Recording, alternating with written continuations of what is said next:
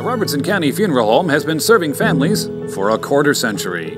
When it's time to celebrate and remember, to honor in loving memory, the Robertson County Funeral Home. In the wake of yesterday's conviction of the two Staten brothers for attempted second-degree homicide and aggravated assault by a Robertson County jury, the Springfield Police Chief David Thompson is expressing concerns about the judge's decision to allow the brothers to continue to be free on bond while they await their sentencing hearing. Here's what Chief Thompson had to say last year, just hours after the crime had been committed. We had an incident that occurred on Memorial Boulevard at about where Industrial Drive intersects. A young woman was driving a car.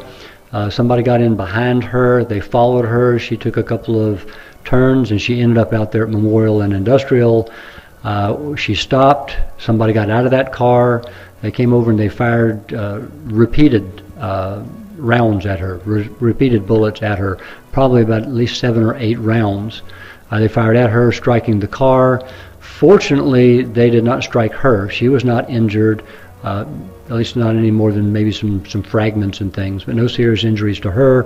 Whoever it was got back in a vehicle and fled the scene at that point.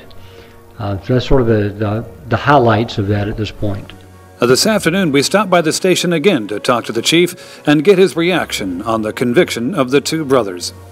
Here in this area, we have some really legitimate concerns, some genuine concerns about the safety of victims and witnesses in cases.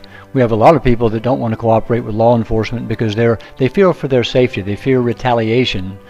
In this particular case, we've got a situation where 2 individuals, very violent, I mean, they shot like 9 rounds at this car, at this person, in the middle of Memorial Boulevard, in the middle of the day on a weekend, having no concern whatsoever for consequences. Now they've been tried twice. They've been found guilty, yet they're roaming the community unrestricted and unsupervised. I think that that's a problem, especially if you were a witness or a victim in this case. You might have some concerns with that. I think there's already a concern, there's a fear that permeates this community anyway about retaliation.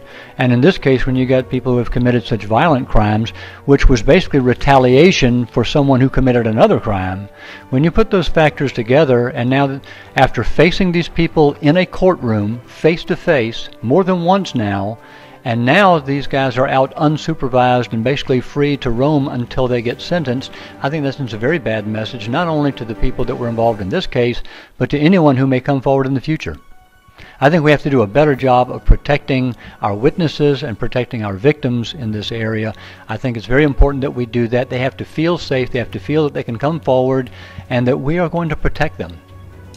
I like to go ha, ha, ha, ha, ha, ha. I like to go he, he, he, he, he, he. We have a lot of fun, my mouth and me. I like to go.